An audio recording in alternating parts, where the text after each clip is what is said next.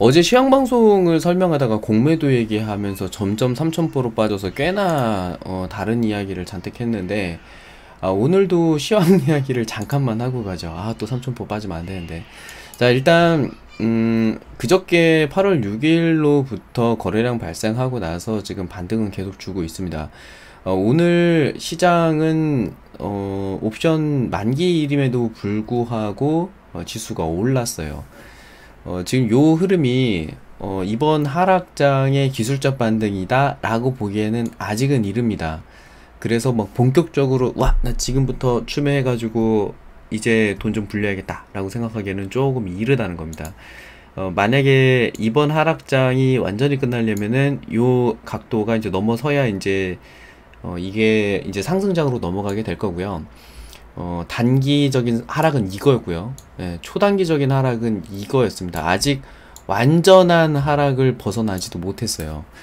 계속 지금 추세선을 바꿔가면서 하락을 빠르게 이끌어 놓은 상태이기 때문에 기술적 반등이라는 것이, 만약에 이제 기술적 반등을 여기서부터 준다라고 하면 650선까지는 올라올 테지만, 지금 이번 하락장의 기술적 반등이 아니라 이번 폭락했던 거, 8월 5일 폭락 마이너스 7%, 지수가 7% 빠졌던 요 하루에 대한 기술적 반등이 나왔다라고 볼 수 있습니다. 정확하게 딱 피보나치 0.6을 찍죠. 0.6이 나와 있는 상태이기 때문에 내일이 굉장히 중요합니다. 오늘보다 내일이 훨씬 중요해요. 내일 만약에 올라간다라고 하면은 이제 이런 흐름이에요. 옆에다 그릴게요. 이거 공간이 없으니까. 지금 요만큼 이제 올라온 거잖아요. 만약에 내일 올라가면 이만큼까지 한 600선까지 올라갈 수도 있을 겁니다. 그 다음에 조정을 어디까지 받느냐, 그 다음에 반등 나오는 구구간, 전고점 돌파하는 구구간에 따라서 이번 하락장을 탈피할 것인가, 그걸 결정하게 될 겁니다. 만약에 이제 내일 내리게 된다라고 하면 요렇게 조정을 받으면서 이제 요 라인이겠죠. 대략 한 650선. 650선을 깨뜨린다 라면은 횡보로 이제 가는 거고, 650선을 지킨다 그러면 여전히 상승 흐름으로 갈 수 있는 탄력은 마련을 해 놓은 그런 형태로 다음 주를 맞게 될 겁니다. 하루하루 요새 제가 이제 좀 투머치 토커잖아요. 사실 대화를 많이 하잖아요. 채팅도 막 대화를 엄청 많이 하고 그러는데, 요새 이제 좀 눈치를 채시는 분들은 아시겠지만, 이게 제일 힘든 상황입니다. 이때가. 이거 주식 거래 하시다 보면은 아마 아실 거예요. 이게 뭐 전에 다른 친구들도 보면은 이 자리를 또 특히나 힘들어 하더라고요. 보시면 이 자리가 지금 어떤 자리냐면 이제 요런 거예요. 희망 고문하는 그런 자리입니다. 뭔가 많이 올라가는 것 같지만 요렇게 반등 주고 밀리거든요. 그러니까 여기서도 여기까지는 올라갔지만 결국 큰 흐름에서 보면은 반등 주고 내립니다. 기술적 반등이라는 거예요. 지금 자리도 여기 적산병 찍었던 요 자리예요. 지금 요거는 뭐 캔들의 크기가 작아지고 거래량을 늘린 자리가 아니기 때문에 뭐 어쨌든 내렸지만, 역시나 요런 자리, 역시나 요런 자리, 역시나 라고 생각할 수 있는 아직 그 자리예요. 되게 애매합니다. 왜냐면 내려올 때의 하락폭을 계산하면 뭐 저 위에서부터 물린 분들은 어쩔 수 없습니다. 근데 대략 한 600선에서 650선 요 사이에 물린 분들이 대다수잖아요. 단타하다가 이번에 하다가 여기까지 밀린 거잖아요. 그쵸? 대다수는 여기쯤부터 아마 물리기 시작하셨을 거예요. 단타 치다가 아니면 스윙 치다가 물리신 분들은. 그럼 평균 가격 요 정도 보고 대략 한 마이너스 15%. 그러니까 종목별로 계산, 이건 뭐 급락이 나온 거라서 종목별로 뭐 곱하기 4 이러면 막 60%잖아요. 그러기에는 좀 무리가 있고, 아마도 여러분 계좌가 마이너스 30%에서 마이너스 50% 정도 개별 종목 하락폭을 찍었을 거예요. 만약 물려 있다라고 하면. 그 상태에서 어제 그제 해가지고 뭐 하루에 한 5% 오르고 뭐 한 3% 오르고 요랬을 거라는 거예요. 그러면 마이너스 50%에서 마이너스 30% 찍어 놓고 올라가는 거는 찔끔 5% 이렇게 해서 토탈 15% 올라간 거잖아요. 아직 복구하려면 이거 상승폭의 한 3배 정도의 상승이 나와줘야 내 거가 복구될 겁니다. 추가 매수를 안 했다면 더더구나. 제가 추가 매수에 대해서 강조를 한 게 요 날이죠. 8월 6일. 요 전저점을 잡고서 그냥 추가 매수 해보시라 라고 말씀드렸던 그 자리고, 뭐 안 된다면 요 자리, 뭐 그러고 나서 이제 여기까지 올라왔는데, 내일이 이제 좀 중요해요. 내일 밀릴 것이냐, 내일 살짝 밀려서 조정받고 다시 가면은 550선 요 정도에서 지켜줘야 되거든요. 560선이네요. 560선 요 정도에서 지켜줄 거고, 만약에 내일 조금 더 올라주면 더 좋죠. 예, 조금 더 올라서 적산병 딱 만들어주면 더 좋습니다. 거래량 만들어 놓은 적산병이기 때문에 상승의 신호탄이 될 수가 있어요. 지금 하루하루가 되게 살얼음판 같은 그런 장세입니다.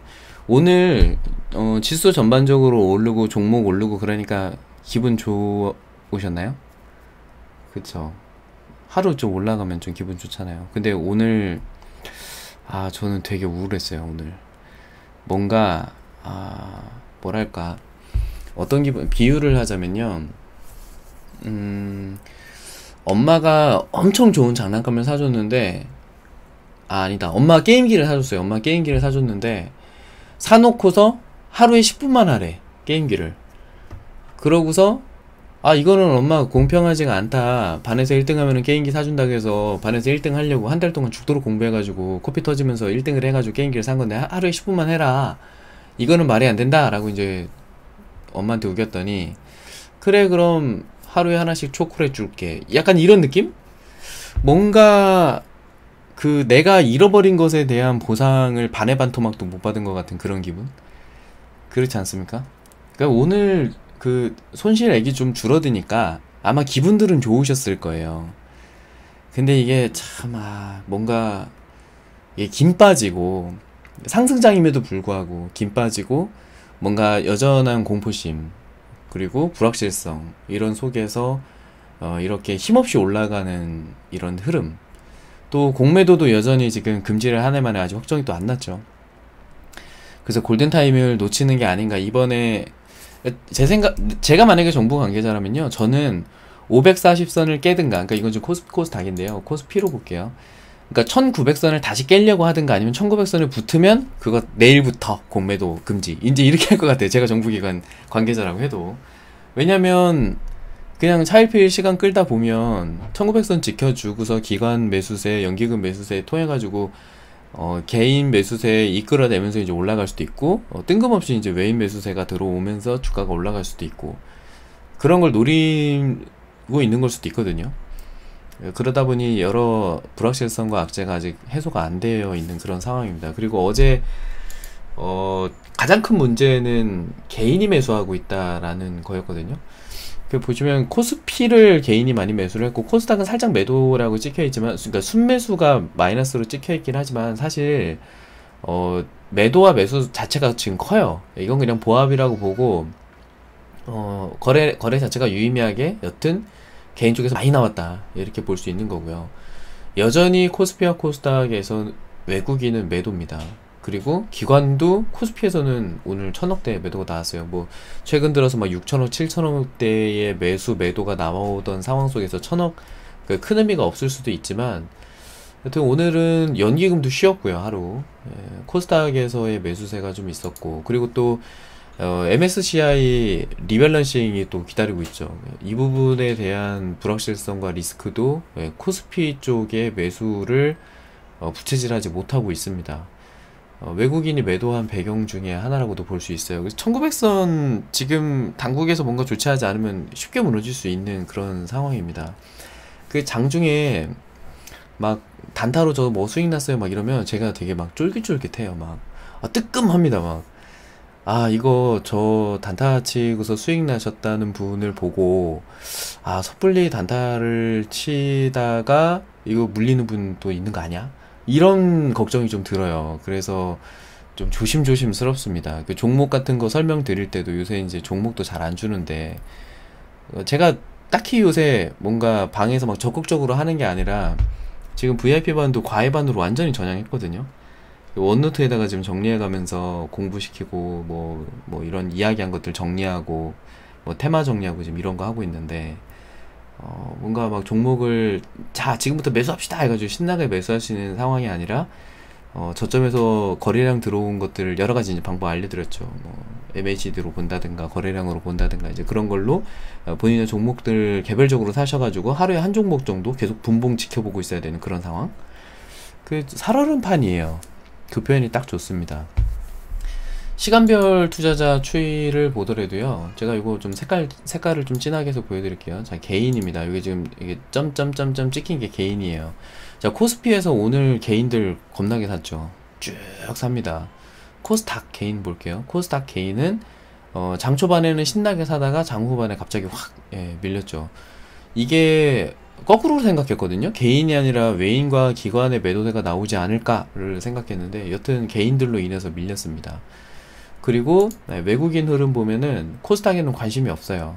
사고 팔고 하는 그 관심 자체가 별로 없고 장 초반에 매도하고서 그냥 관망이었습니다. 코스피 같은 경우는 그냥 쭉 매도를 하고 그 상태에서 그냥 끝났고요.